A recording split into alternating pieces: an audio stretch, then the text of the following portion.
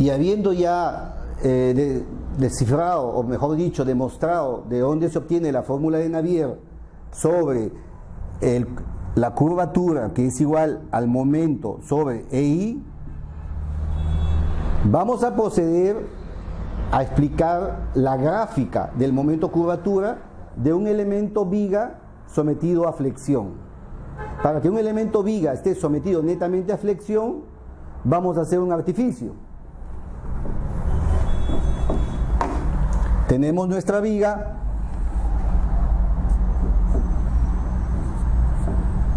y vamos a aplicar dos cargas P,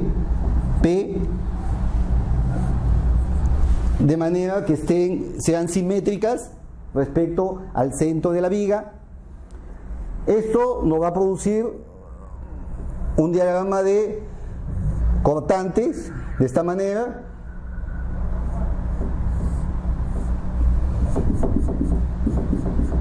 y un diagrama de flectores, de momentos flectores,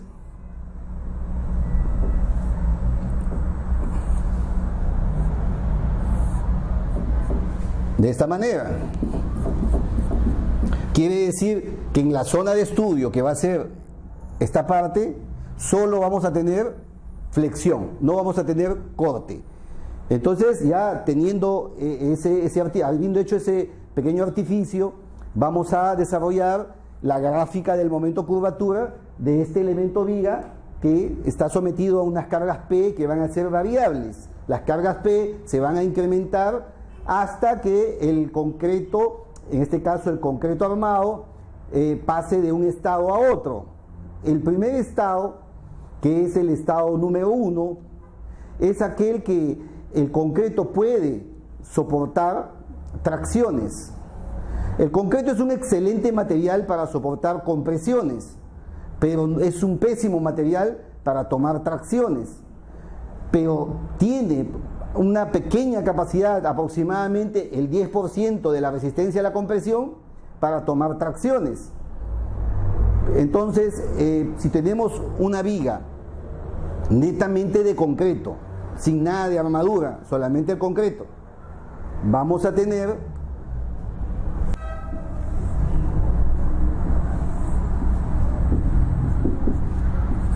sometida a estas cargas P variables.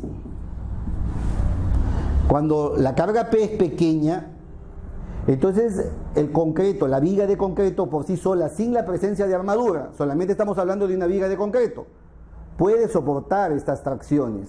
Entonces la viga va a tener un diagrama de deformaciones.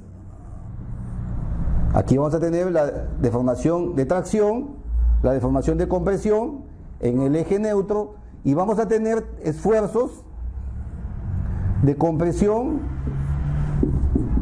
y esfuerzos de tracción que van a ser triangulares y están ubicados a la mitad. El eje neutro dividiría la parte traccionada, sería igual a la parte comprimida, ¿no? Entonces, tenemos la ecuación clásica del momento de los esfuerzos, que sería el esfuerzo es igual al momento MI sobre I, ¿cierto? Y para el cortante también las fórmulas clásicas. Ahí estaríamos trabajando en el rango elástico lineal. ¿Hasta cuándo podemos nosotros utilizar estas expresiones elásticas lineales?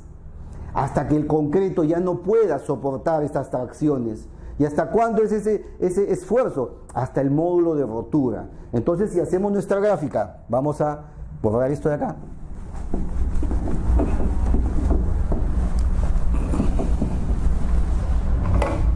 Si tenemos nuestro gráfico, momento, curvatura, vamos a tener un primer estado que les dije que va a ser netamente lineal, y vamos a tener un momento crítico. Este momento crítico está asociado con un esfuerzo de rotura del concreto. Todos sabemos de que ese esfuerzo de rotura es igual a 2 veces la raíz de F'C. Pasado este esfuerzo de rotura, ya la viga ya no va a poder, se va a agrietar y va a romperse. Por eso es el módulo de rotura del concreto. Entonces, ahí interviene el material que es el acero, con un módulo de elasticidad completamente diferente del concreto. Entonces, en este primer estado, que es el estado número 1, es el estado elástico lineal.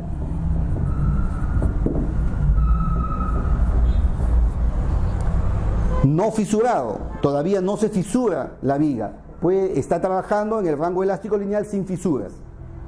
Llegamos hasta este esfuerzo, vamos a obtener un momento crítico, y esto va a estar relacionado, phi crítico también, curvatura crítica, va a estar relacionado con una deformación del concreto, y esa deformación del concreto está al orden del 0.01 por mil, muy pequeño. Muy pequeño. Pasado este esfuerzo de rotura, y aquí vamos a tener todo lineal, pasado ese esfuerzo de rotura, ya la viga va a comenzar a fisurarse. O sea, vamos a tener ya nuestra viga, van a aparecer las fisuras. Si tenemos una sección inicialmente, una sección bruta, I sub G,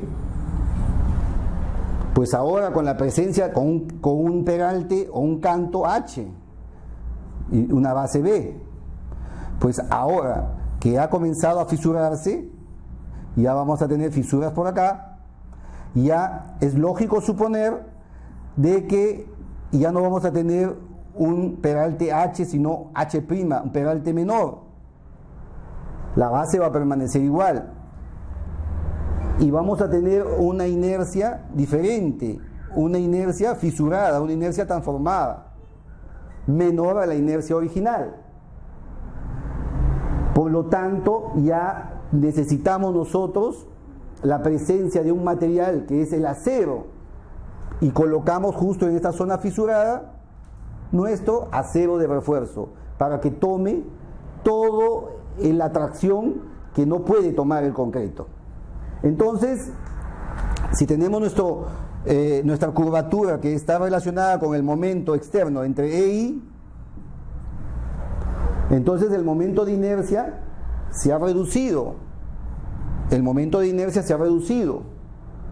Por lo tanto, si tuviéramos una sección constante, todo sería lineal. Pero como ya tenemos una inercia menor, disculpen, la gráfica va a decrecer. Vamos a tener que la tangente del ángulo va a ser menor. Y vamos a tener un comportamiento, vamos a hacer la gráfica del segundo estado, ya estamos en el segundo estado.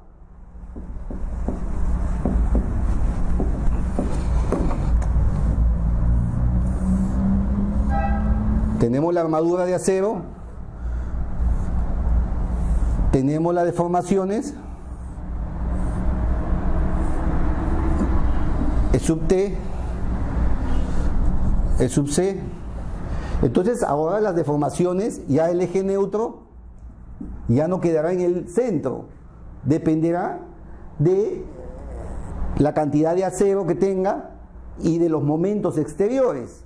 Entonces si hacemos nosotros nuestra gráfica de esfuerzos, vamos a tener ubicado a una distancia R del recubrimiento, tenemos plenamente identificado la fuerza de tracción del acero, y los esfuerzos de compresión del concreto estarían ubicados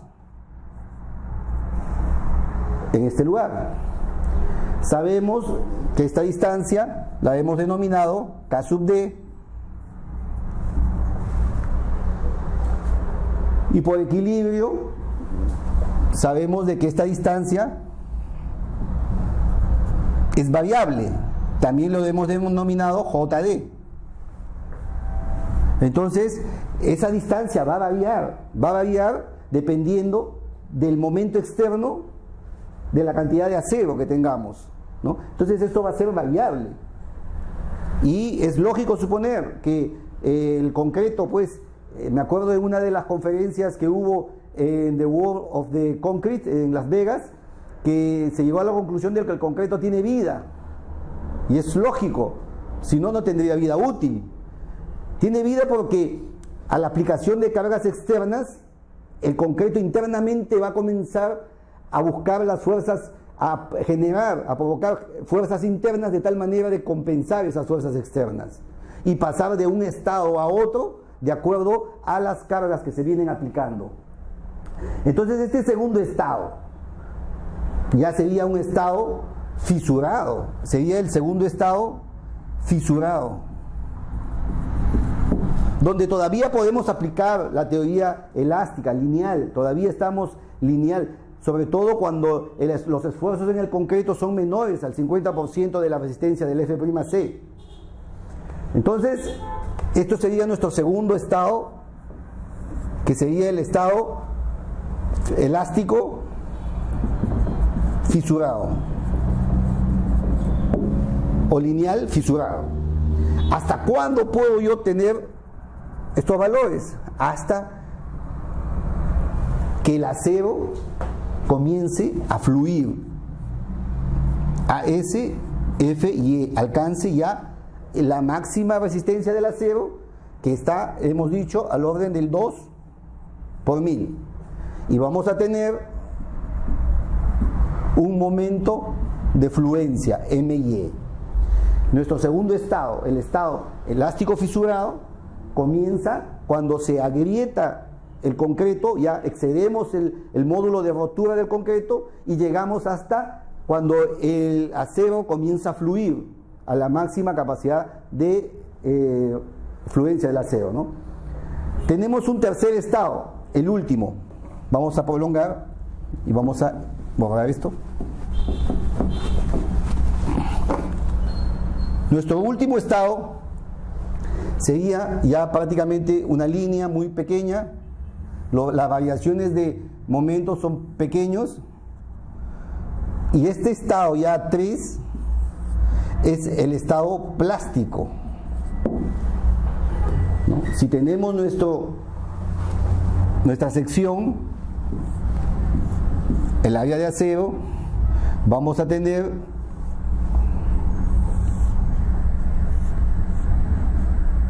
E sub T, la deformación del acero, y E sub C, la deformación del concreto. Entonces, si tenemos nuestra viga,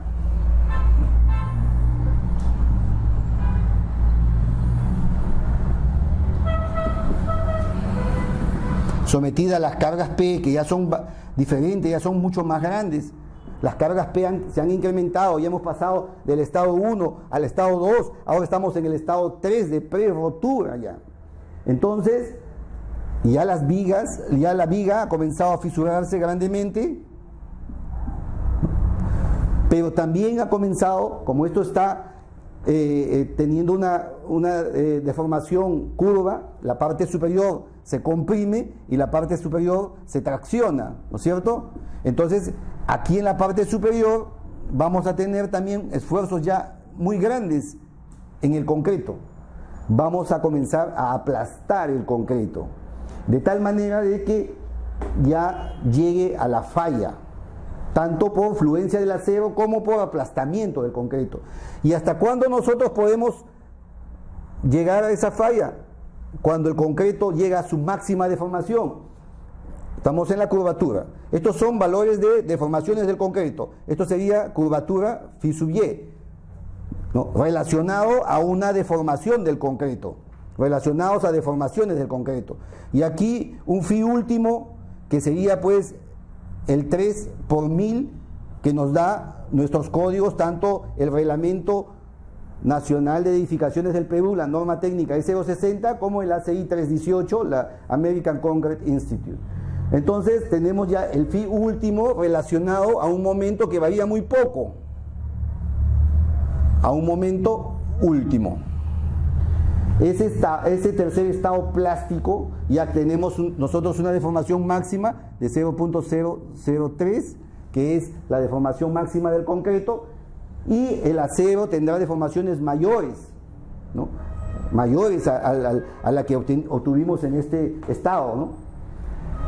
La deformación, los esfuerzos, aquí ya conocemos, ya no son lineales, son parabólicos, y tenemos el T igual a su SFY, 0.85 F'C. Aquí tenemos una forma parabólica que lo podemos convertir en un rectángulo de altura A, ¿no? Del bloque de Winey. ¿Se acuerdan ustedes, no? El bloque de Winey. Que ya estamos en la etapa final. Hemos aprovechado al máximo la capacidad que tiene el concreto armado. Y si nosotros tenemos que decidir cuál es la cantidad de acero que vamos a utilizar, nosotros lo vamos a definir como una cuantía. Entonces, ¿qué cuantías nosotros utilizamos para el diseño de nuestros elementos? Tenemos cuantías que no excedan una cuantía máxima. Entonces, tenemos que conseguir que la cuantía sea un porcentaje de una cuantía balanceada. Esas cuantías están relacionadas con la ductilidad que puede tener un elemento. Y esa ductilidad no es nada más que la curvatura última entre la curvatura de fluencia. Conviene tener secciones dúctiles, que la falla sea dúctil, que el acero alcance su máxima estiramiento y falle el acero antes que falle primero el concreto. El concreto, si falla primero antes que el acero, tendríamos una falla frágil, y eso es lo que debemos de evitar. Por eso es que restringimos. No conviene utilizar elementos sobre reforzados, por el contrario, conviene darles una cuantía de tal manera que cumplamos con las resistencias, pero que tengamos una buena ductilidad. La ductilidad nos permite pues tener estructuras sismo-resistentes competentes, ¿no? Y lograr pues elementos, hay que redistribuir momentos, hay que buscar que sean hiperestáticas, nuestra estructura hiperestática. Muchas veces colocan elementos viga apoyados sobre pequeños elementos placa, ya formaban una rótula, y esto pues le quita hiperestaticidad a la estructura. Hay que tener que sean hiperestáticas las estructuras, ¿no? Los principios básicos para el desarrollo de todas estas fórmulas ustedes ya los han estudiado en sus cursos de pregrado, pero básicamente se mantiene la teoría de Bernoulli de que las secciones permanecen planas antes y después de la aplicación de las cargas.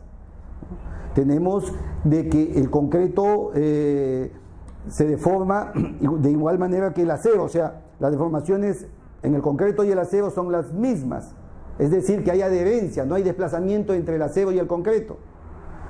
Las fuerzas internas son iguales a las fuerzas externas, y también uno de los criterios que tenemos que tener, disculpen, que tenemos que tener en cuenta es de que el peralte sea, la longitud de la viga sea al menos 2 veces el peralte, si no ya no estaríamos hablando de una viga, sino de un puntal o de una biela, ¿no? Entonces estos principios, como por ejemplo también que la resistencia de tracción del concreto es muy pobre y hay que despreciarla, son principios que son utilizados ya para el desarrollo de todas las fórmulas en los diferentes estados del comportamiento de los elementos de concreto reforzado. Aquí le hemos explicado con esta gráfica, diagrama, momento, curvatura, cuál es el comportamiento, cómo es que se comportan los elementos de concreto armado. Muchas gracias, soy el ingeniero Carlos Córdoba y estamos en una nueva clase la próxima semana. Gracias.